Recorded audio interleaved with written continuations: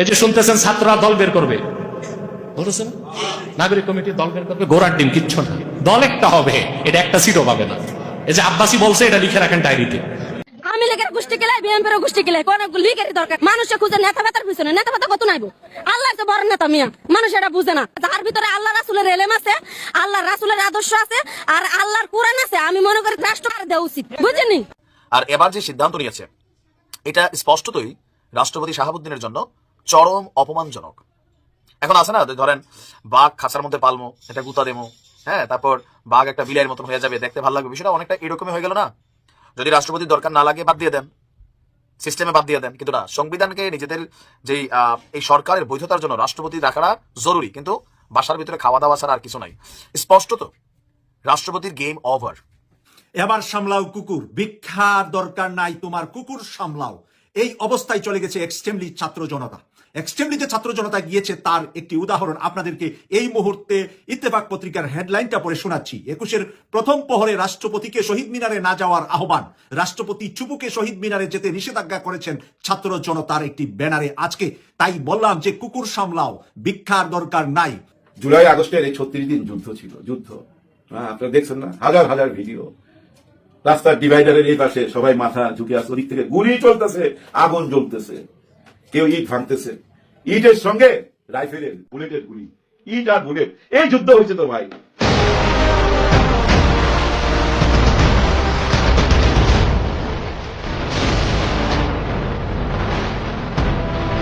দুদিন আগে শেখ হাসিনা আবার কথা বলেছেন, ফোন কলের কথা না, রীতিমতো একটা ওয়েবিনারে কানেক্টেড হয়ে বক্তৃতা করেছেন, কনভারসেশন করেছেন।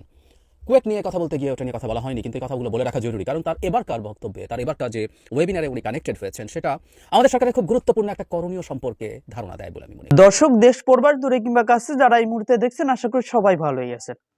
এই মুহূর্তে পাওয়া খুবই গুরুত্বপূর্ণ একটি ভিডিও আপনারা দেখতে চলেছেন। টাইটেল, থাম্বনেল ও শিরোনাম দেখেই আপনারা বুঝতে পেরেছেন ভিডিওটি কত গুরুত্বপূর্ণ। দর্শক, দেশে খুবই চাঞ্চল্য ঘটনা ঘটতে চলেছে। এই বিষয়ে অবশ্যই আপনাদের খবর রাখা দরকার। যেহেতু আপনি ভিডিওটি ক্লিক করেছেন, সেহেতু আপনাকে ধন্যবাদ জানাই। আর আপনার কাছে একটা আবদার অবশ্যই রাখবো, ভিডিওর ব্যাপারে কমেন্ট করবেন, লাইক করবেন, আর চ্যানেলটিকে সাবস্ক্রাইব করবেন, এবং এই ভিডিওটি বেশি বেশি শেয়ার দিবেন। সালামু আলাইকুম। বাংলাদেশে যে বর্তমানে একজন রাষ্ট্রপতি আছে, গণমাধ্যমে, টেলিভিশনে সরকারের সাথে বিভিন্ন রাজনৈতিক দলের যারা মিটিং করছেন, বিভিন্ন বিষয়ে সিদ্ধান্ত নিচ্ছেন। সর্বশেষ ঐতিহাসিক যে ডিসি সম্মেলনের যে একটা প্রথা আছে রাজনৈতিক, আপনার এই ডিসি সম্মেলন আমাদের রাষ্ট্রপতির ইস্যু যে একটা বিষয় ছিল, সেখান থেকে সরিয়ে দেওয়া হয়েছিল রাষ্ট্রপতি শাহাবুদ্দিনকে। আর এবার যে সিদ্ধান্ত নিয়েছে এটা স্পষ্টতই রাষ্ট্রপতি শাহাবুদ্দিনের জন্য চরম অপমানজনক। এখন আছে না, ধরেন বাঘ খাঁচার মধ্যে পালমো, এটা গুতা দেমো, হ্যাঁ, তারপর বাঘ একটা বিলাইয়ের মতন হয়ে যাবে, দেখতে ভালো লাগবে, বিষয়টা অনেকটা এরকমই হয়ে গেল না? যদি রাষ্ট্রপতির দরকার না লাগে বাদ দিয়ে দেন, সিস্টেমে বাদ দিয়ে দেন, কিন্তু না, সংবিধানকে নিজেদের যেই এই সরকারের বৈধতার জন্য রাষ্ট্রপতি রাখাটা জরুরি, কিন্তু বাসার ভিতরে খাওয়া দাওয়া ছাড়া আর কিছু নাই। স্পষ্টত রাষ্ট্রপতির গেম ওভার। কার্যকর কোনো ভূমিকা রাষ্ট্রপতির এই মুহূর্তে নাই। তবে কারণও আছে, এই রাষ্ট্রপতি আওয়ামী লীগ সরকার কর্তৃক নির্বাচিত, আওয়ামী লীগ সরকার কর্তৃক এটা তৈরি হয়েছে। সো শুধুমাত্র যদি সংবিধানের ইস্যু না থাকতো, তাহলে রাষ্ট্রপতিরও এই পর্যন্ত বাংলাদেশ ছাড়া পালাইতে হইতো, ভারতে আশ্রয় নিতে হইতো। এখন সর্বশেষ কি সিদ্ধান্ত হয়েছে দেখেন, 21শে ফেব্রুয়ারি, আজকে আর মাত্র হাতে গোনা 2 দিন আছে। তো এত বছর যাবৎ আমরা দেখেছি যে 21-এর প্রথম প্রহরে প্রধানমন্ত্রী তিনি শহীদ মিনারে যান, ফুলের একটা পরিবেশ থাকে, রাষ্ট্রপতি যান, সেখানে তিনি ফুল প্রদান করেন। তারপরে এদিন নানান কর্মকাণ্ডে রাষ্ট্রপতি, প্রধানমন্ত্রী তারা তাদের কর্মকাণ্ড সম্পাদিত করেন। কিন্তু এইবার এই প্রথমবারের মতন 21-এর প্রথম প্রহরে রাষ্ট্রপতিকে শহীদ মিনারে না যাওয়ার আহ্বান। এখন এই আহ্বান কে দিছে? সরকার দেয় নাই, তবে সরকারকে যারা নিয়ন্ত্রণ করে অথবা এই সরকারকে যারা সরকারে বসাইছে তারাই ডাক দিছে, অর্থাৎ বৈষম্য বিরোধীরা। আপনার জুলাই আগস্টে গণহত্যা চলার সময় রাষ্ট্রপতির নীরবতা পালন করার অভিযোগ এনে রাষ্ট্রপতি মোহাম্মদ শাহাবুদ্দিনকে 21-এর প্রথম প্রহরে কেন্দ্রীয় শহীদ মিনারে না যাওয়ার আহ্বান জানিয়েছে বিপ্লবী ছাত্র পরিষদ। আপনার ঢাকা বিশ্ববিদ্যালয়ে রাজু ভাস্কর্যের চলমান গণ অবস্থান থেকে এই দাবি জানিয়েছে সংগঠনটির আহ্বায়ক আব্দুল ওয়াহেদ। তার বক্তব্য হচ্ছে, জুলাই আগস্টে হাজার হাজার ছেলেমেয়ে মারা গেছে, ওই পুরোটা সময় রাষ্ট্রপতি শাহাবুদ্দিন চুপ ছিলেন কিন্তু এটাও সত্য। আর এখানে যে রাষ্ট্রপতি শাহাবুদ্দিনের জায়গায় যদি বাহাবুদ্দিন হইতেন, দল যদি বিএনপিও থাকতো, তিনি যে কোনো কথা বলতেন, বাংলাদেশের রাজনীতিতে আমরা এমন দৃশ্য কিন্তু দেখি নাই কখনো। বাস্তবতা হচ্ছে যে থাকতো সে চুপ করেই থাকতো। এছাড়াও যে তিনি শেখ হাসিনার অবৈধ নির্বাচনের অবৈধ এমপিদের ভোটে রাষ্ট্রপতি হয়েছেন। বক্তব্য হচ্ছে শেখ হাসিনা পালিয়েছে, সংসদ ভেঙে গেছে, এমপিরা পালিয়েছে, অথচ রাষ্ট্রপতি তবিয়তে পদে বহাল তবিয়তে আছেন। ছাত্র জনতার পক্ষ থেকে তার পদত্যাগের দাবি জানানো হলেও তিনি সরে যাননি, সরকার তাকে সরায় নাই, তিনি সরবেন কিভাবে? কিন্তু তাকে জনগণও মেনে নেয়নি, তিনি স্রেফ কায়েমি স্বার্থবাদীদের মদদে টিকে আছেন। এখানে বিএনপি একটা ইস্যু বলা হচ্ছে। তো তাদের দাবি, আমাদের রাষ্ট্রপতি যিনি আছেন তিনি ঢাকা বিশ্ববিদ্যালয়ের ক্যাম্পাসে পা রাখবেন না, 21শে ফেব্রুয়ারির প্রথম প্রহরে শহীদ মিনারেও আপনার যাবে না।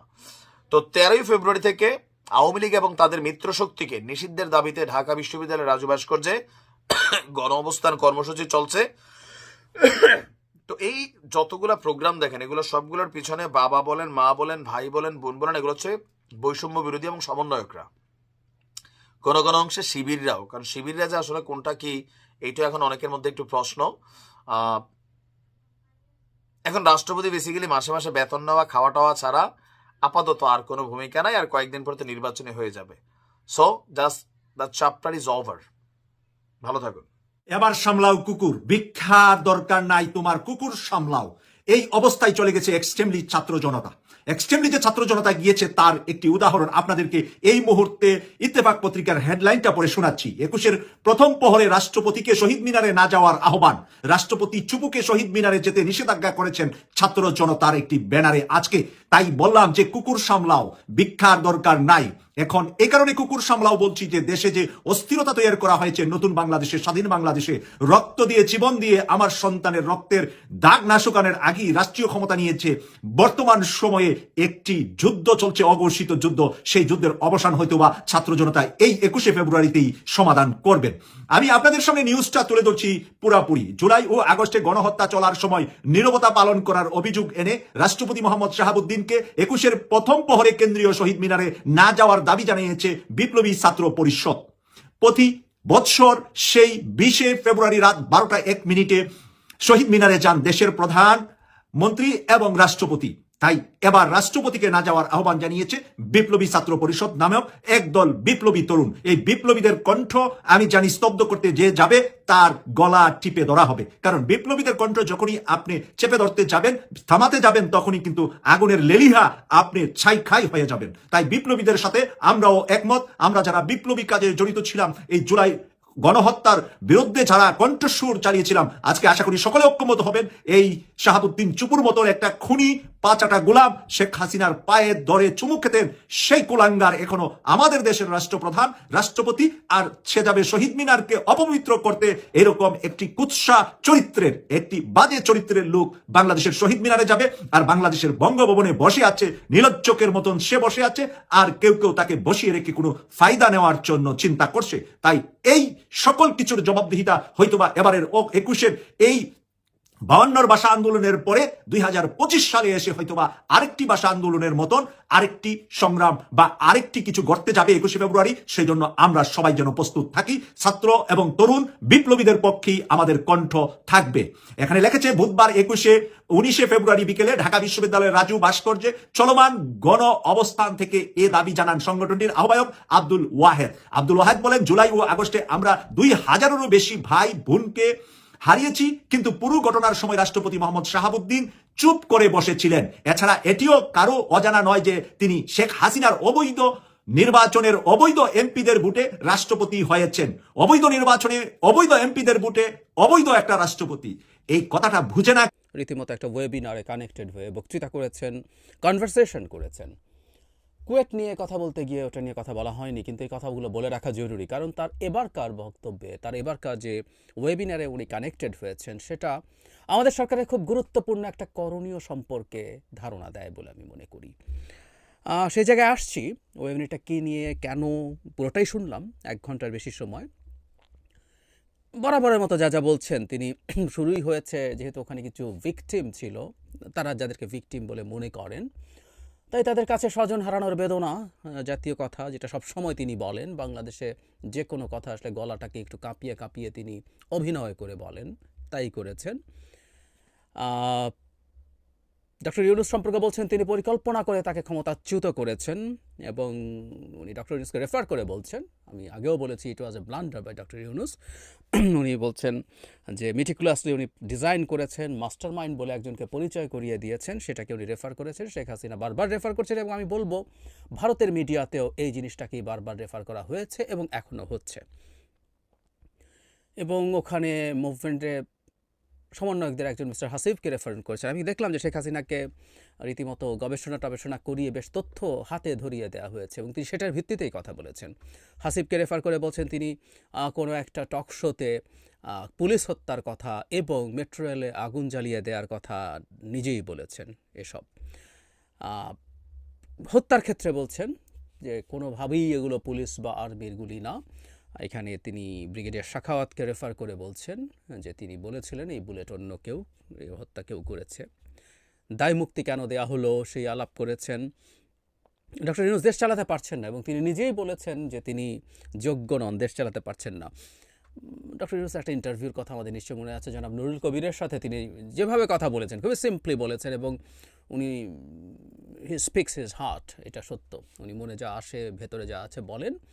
কিন্তু এটা রাজনীতির জায়গা, তো এভাবে কথা বলা কারো কারো হাতে অস্ত্র তুলে দেয়, শেখ হাসিনার কাছে অস্ত্র তুলে দেয়। নুরুল কবির তাকে জিজ্ঞেস করেছিলেন যে অনেক উপদেষ্টার ব্যর্থতা নিয়ে প্রশ্ন আছে, তখন তিনি নিজের কথা বলছেন যে আমি কি সফল নাকি, আমার কি যথেষ্ট যোগ্যতা আছে নাকি। তো সেটাকে উনি রেফার করেছেন।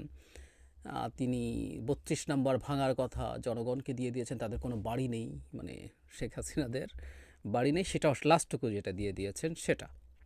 ডেভিল হান্ট নিয়ে কথা বলেছেন, কে ডেভিল প্রশ্ন করছেন, কাকে ডেভিল হিসাবে খোঁজা হচ্ছে। কিন্তু বারবার উনি বলেছেন সেটা হচ্ছে তিনি দেশে ফিরে আসবেন, সহসাই ফিরে আসবেন। যারা প্রেসিডেন্ট ছিলেন তাদেরকেও আশ্বাস দিয়েছেন দেশে ফিরে এসে সবার সাথে সবার সব সংকট উনি দূর করবেন। ওটা কার আমি একটু পরে আসছি, ওটাই আসলে আমার মূল ইস্যু আজকে। এবং ডক্টর ইউনূসের বিচার করবেন দেশে ফিরে এসে, কিসের ভিত্তিতে? মানবাধিকার লঙ্ঘনের দায়ে ডক্টর ইউনূসের বিচার করবেন, প্রতি পদে পদে মানবাধিকার লঙ্ঘন করছেন, এবং উনি আল্লাহর কাছে বিচার দিয়েছেন। শেখ হাসিনা মুখে আল্লাহর কথা শোনা যায়, এখানেও শোনা গেছে আল্লাহ আমাকে নিশ্চয়ই বিশেষ কোনো উদ্দেশ্যে বাঁচিয়ে রেখেছেন। আমি আগেও বলেছি, আবার একটু যোগ করে দেওয়ার লোভ সামলাতে পারছি না, অনেকে হয়তো শোনেননি। আল্লাহ তাকে আসলে বাঁচিয়ে রেখেছেন উনি যাতে প্রতিদিন ঘুমানোর আর ঘুম থেকে ওঠার আগে, মানে পুরো সারাটা দিন জেগে থাকার সময়টা প্রতি মুহূর্তে যেন ফিল করেন উনি পরাজিত হয়েছেন এবং আমাকে পালিয়ে যেতে হয়েছে দেশ থেকে। এই রকম হিউব্রিস সিনড্রোমে ভোগা মানুষ, যিনি নিজকে গডের কাছাকাছি কিছু একটা মনে করেন, এরকম একটা সাইকোপ্যাথের কাছে, এরকম একটা বিভৎস নার্সিসিস্টের কাছে এর চেয়ে বড় কোনো মৃত্যু নেই। ওই মৃত্যুর চেয়ে অনেক বেশি কষ্টকর। সো আল্লাহ তাকে সে কারণে বাঁচিয়েছেন। এক স্টুপিড বলছি, উপস্থাপনা করছিলেন বিদেশে, কি যেন অন্য কোন দেশ থেকে, সেখানকার আওয়ামী লীগের কোনো পদের। স্টুপিড মাঝে মাঝে জাতিসংঘ রিপোর্টের কথা বলছিলেন। জাতিসংঘ রিপোর্টে আমাদের বর্তমান সরকারের বিরুদ্ধেও তাদের আইনশৃঙ্খলা রক্ষাকারী বাহিনী এখনও মানবাধিকার লঙ্ঘন করছে এ ধরনের রেফারেন্স দিচ্ছেন, উইচ ইজ নট রং। এরকম অভিযোগের কথা ওখানে আছে, এবং এটা আছেও তো সত্য। আমাদের কাস্টাডিতে 17 জন মানুষ মারা গেছে সরকারের আমলে, বিভৎস পরিসংখ্যান, আমরা এটা দেখতে চাই না। কিন্তু স্টুপিড বলছে এই কারণে, জাতিসংঘের রিপোর্ট নিয়ে যদি আলাপ করতে আসে, এটাকে যদি তারা, মানে আওয়ামী লীগের স্ট্র্যাটেজিকলি উচিত জাতিসংঘের রিপোর্টের নাম যেখানে আসবে সেখানে এটাকে সরিয়ে রাখা। ওটা যখনই আসবে সেখানে, মানে তাদের নেত্রী শেখ হাসিনা এখন জাতিসংঘ দ্বারা সার্টিফাইড একজন বর্বর। তিনি কি বিভৎসতা, বর্বরতা চালিয়ে দেশের মানুষকে হত্যা করেছেন, নির্যাতন করেছেন, তার নির্দেশে, তত্ত্বাবধানে, সমন্বয়ে, এগুলো সব জাতিসংঘ লিখেছে। মানবতা বিরোধী অপরাধ করেছেন। সুতরাং ওই রিপোর্ট আনছে ওই স্টুপিড। আমি পরামর্শ দেই, যদি তারা কেউ শুনে থাকেন, ওটা না আনাই ভালো হবে। তবে আমরা ওটা সারা পৃথিবীতে ছড়িয়ে দেব এবং এতে আমাদের যতটুকু সমালোচনা আছে সেটা সহই। একটা গণতান্ত্রিক সরকার, এই সরকার গণতান্ত্রিকভাবে নির্বাচিত না, কিন্তু এটা একটা গণতান্ত্রিক সরকার, গণতান্ত্রিক মানসিকতার সরকার। তারা তার ভুল, তার প্রবলেম স্বীকার করে এবং আমি বিশ্বাস করি তারা সেটা শুধরে নেওয়ারও চেষ্টা করবেন। মূল জায়গাটায় আসি, সরকারের জন্য বার্তাটা কোথায়? এই ওয়েবিনার ছিল আসলে তারা কিছু ভিকটিমের সাথে কথা বলবেন। সাকুল্যে 4 জন ভিকটিম এখানে এসছেন। 4 জন ভিকটিম হচ্ছে 4 জন নিহত পুলিশ অফিসারের স্ত্রী। এদের মধ্যে একজন পুলিশ অফিসার, অন্তত উপস্থাপক বলছেন, যাকে হত্যা করে লাশ ঝুলিয়ে রাখা হয়েছিল। এরকম বিভিন্ন পর্যায়ের পুলিশ কর্মী, বিভিন্ন লেভেলের, তাদের স্ত্রীরা এসছেন। তারা তাদের কষ্টের কথা বলেছেন, তারা কি সংকটে আছেন সেটা শেখ হাসিনাকে বলেছেন। দর্শক, সম্পূর্ণ ভিডিওটুকু আপনারা দেখলেন। এই ভিডিওর ব্যাপারে আপনার নিজস্ব মতামত অবশ্যই জানিয়ে যাবেন এবং এই চ্যানেলটিকে সাবস্ক্রাইব করে রাখবেন। তো আজকের ভিডিও এই পর্যন্ত। ভালো থাকবেন, সুস্থ থাকবেন। আসসালামু আলাইকুম। দেখা হবে অন্য কোনো ভিডিওতে।